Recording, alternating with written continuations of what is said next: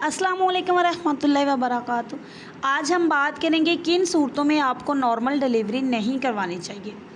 तो सबसे पहली बात, अगर आपको अल्ट्रासाउंड में पता चला है कि आपकी आंवल आगे है, प्लेसेंटा आगे है, तो आपको नॉर्मल डिलीवरी के चांस बिल्कुल नहीं देने चाहिए। ज़रा भी आपको रिस्क नहीं लेना चाहिए, क्योंकि आपको नॉर्मल डिलीवरी के दौरान बहुत ज़्यादा ब्लीडिंग हो सकती है, जो बच्चे की जान को भी खतरा होगी और माँ की जान को भी खतरा होगी।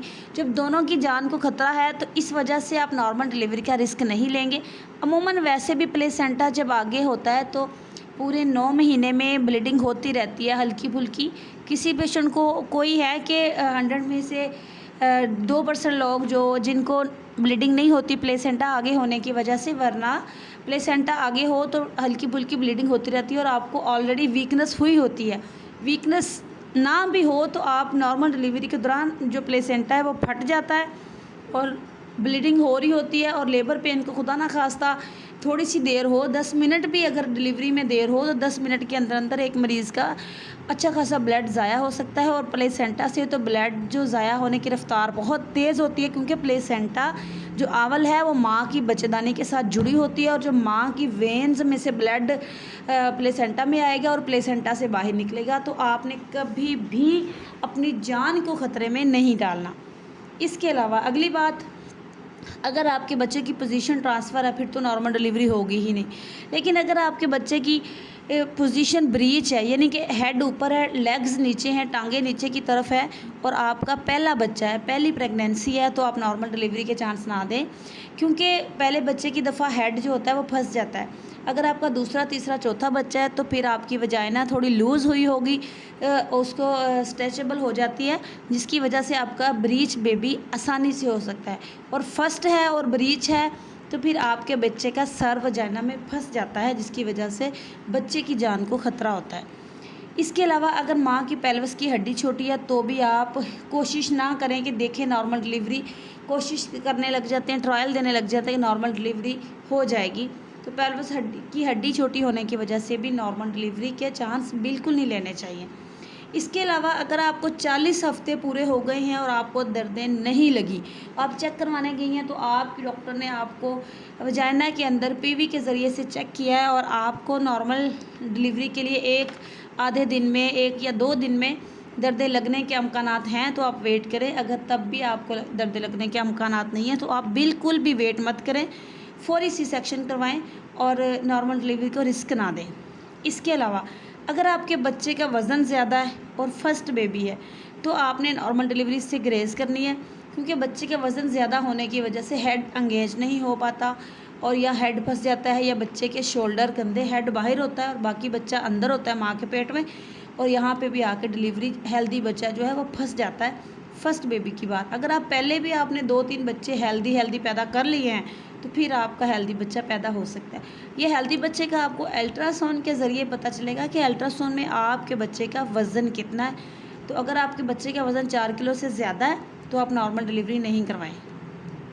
इसके अलावा वो ख़वातीन जिनका कद बहुत छोटा है तो उनको नॉर्मल डिलीवरी के रिस्क नहीं लेने चाहिए, क्योंकि इसमें माँ को घबराहट ज़्यादा शुरू हो सकती है। माँ का कद छोटा होने की वजह से बच्चे को पेट में भी जगह कम होती है, और जब डिलीवरी हो रही होती है तो बच्चे का, माँ की जो पेल्विस भी छोटी होती है, माँ का पार्ट्स ऑफ बॉडी छोटा होता है, माँ की कैपेसिटी की वजह से आपको कद छोटा होने की वजह से नॉर्मल डिलीवरी नहीं करवानी चाहिए। इसके अलावा या फिर बच्चे का हेड बड़ा है, अल्ट्रासाउंड में पता चलता है मेजरमेंट के ज़रिए कि बच्चे का हेड बड़ा है, तो फिर आप नॉर्मल डिलीवरी नहीं करवा सकते। इसलिए अल्ट्रासाउंड बहुत ज़रूरी है, वो भी स्पेशलिस्ट है।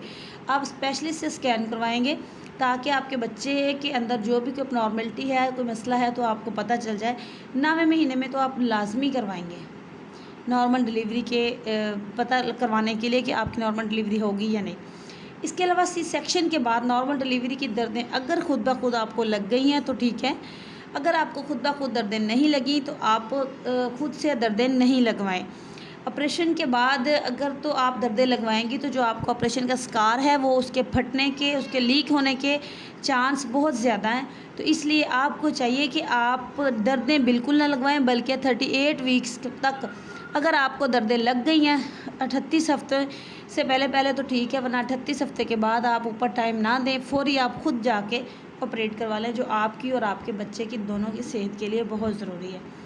एमरजेंसी अगर आप सी सेक्शन के लिए जाएंगे तो वो एमरजेंसी सी सेक्शन जो होता है वो आपके ख़राब होने का चांस ज़्यादा होता है। उसमें बच्चे के बाद आप खुद को मतलब कि बच्चे को इन्फेक्शन भी उसमें हो जाता है एमरजेंसी सी सेक्शन में, और माँ के जो ज़ख़म होते हैं, जो टांकी होते हैं, उनमें भी इन्फेक्शन हो सकता है। ये एमरजेंसी ऑपरेट में पहले भी बहुत सारों के पता चला है कि उनके ख़राब होते हैं इसलिए। इसके अलावा आपने एंड की में जो दर्द लगती है आपको डिलीवरी की, तो कच्ची दर्दों में जो आप जाकर डॉक्टर के पास बार बार मायना करवा रहे हैं वो मत करवाएं। फ़ाल्स पेन का खुद से समझें, अपने डॉक्टर के पास जाएं, उनसे समझें कि फ़ाल्स पेन्स क्या होती है। मेरे यूट्यूब चैनल पर वीडियो पड़ी है फ़ाल्स पेन्स की। फ़ाल्स पेन्स वो होती हैं, मैं आपको थोड़ा सा बता देती हूँ। फ़ाल्स पेन जो नकली दर्दें होती हैं उनमें आप बार बार मुआयना करवाने से भी आपकी यूट्रस, आपकी जो वजाइना है, बच्चेदानी का मुंह है, वो ख़राब हो जाता है। बार बार इन्फेक्शन मज़ीद बढ़ जाता है, आपकी दर्द मज़ीद बढ़ जाती है जो कि इन्फेक्शन की वजह से हो रही होती है, और आपको डिलीवरी की तरफ ले पड़ते हैं। आप ड्रिप इंजेक्शन मेडिसिन के ज़रिए उन दर्दों को मज़ीद तेज़ करवा कर डिलीवरी करवा लेते हैं, लेकिन डिलीवरी होने में बहुत टाइम लग जाता है, जिसमें बच्चे की हार्ट बीट ख़राब हो जाती है, और जहाँ पे 2 घंटे में डिलीवरी होनी है वो 8 से 10 घंटे में चली जाती है। तो फ़ाल्स पेन ऐसी होती है कि आपको जो बच्चे वाली दर्दें शुरू होती है, वो सुबह आपको दर्दें शुरू हो गई हैं तो वो दोपहर तक, शाम तक बढ़ जाएंगी। वो उतनी भी नहीं रहेंगी और कम भी नहीं होंगी, रुकेंगी नहीं। अगर सुबह दर्दें लगी, दोपहर को रुक गई हैं, शाम को रुक गई, अगले दिन फिर दर्दें लग गई हैं, तो ये फ़ाल्स पेन है। ये आपको असली दर्दें नहीं हैं, ट्रू पेन्स नहीं हैं। और जो दर्द होती है फ़ाल्स पेन के अलावा जो ट्रू पेन होती है, उसमें ये होता है कि अगर आपको सुबह हल्की दर्द थी, दोपहर तक तेज़ हो जाएगी, बहुत तेज़ नहीं होगी, आहिस्ता आहिस्ता आहिस्ता तेज़ होगी। सुबह आपकी दर्द कुछ सेकंड के लिए आपका पेट सख्त होता था, दोपहर को बढ़ गया है, शाम को उससे ज़्यादा बढ़ गया है, लेकिन आप फिर देख लें कि अब ये दर्दें बढ़ती जा रही हैं, अब रात में या अगले दिन डिलीवरी होगी, तो ये आपकी फ़ाल्स पेन नहीं है, ये आपकी ट्रू पेन्स है। और इसके साथ साथ आपको जो पानी पड़ेगा उसका आपने ख्याल रखना है। अगर तो पानी आपको अंडे की जर्दी ही नहीं, अंडे की सफ़ेदी की तरह बिल्कुल साफ़ और वो वैसे ही लेसदार होगा, वो आपको नॉर्मल डिलीवरी की होगा। और इसके साथ आपको हल्का सा ब्लड भी आ सकता है, तो ये नॉर्मल डिलीवरी की दर्दें होती हैं।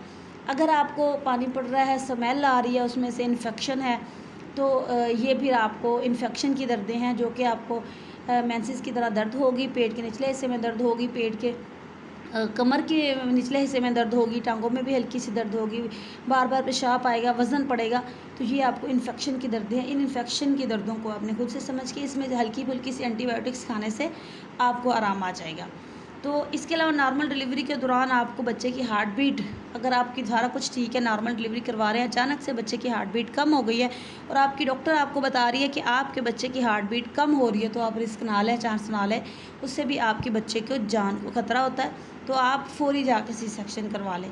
तो ये थी आज की वीडियो, उम्मीद करती हूँ कि पसंद आई होगी। अगर वीडियो पसंद आए तो प्लीज़ सब्सक्राइब करें चैनल को, वीडियो को लाइक करें, अपने प्यारे दोस्तों को शेयर करें, कमेंट सेक्शन में मुझे अपनी राय का इजहार ज़रूर कीजिएगा। Thank you very much.